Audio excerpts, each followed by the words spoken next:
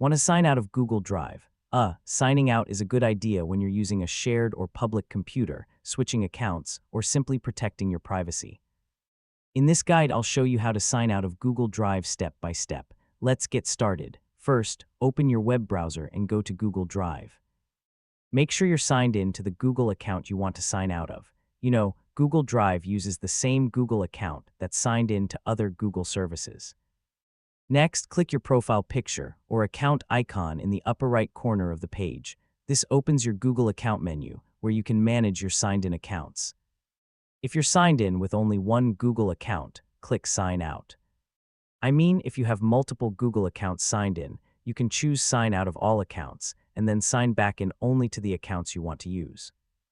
After signing out, Google Drive will return to the sign-in page or ask you to choose an account.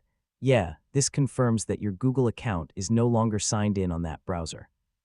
If you're using a shared or public computer, close all browser windows after signing out. This helps protect your account and reduces the chance of someone else accessing your information. And that's how to sign out of Google Drive. Signing out when you're finished is a simple way to keep your Google account secure, especially on shared devices. Thanks for watching, and I'll see you in the next tutorial.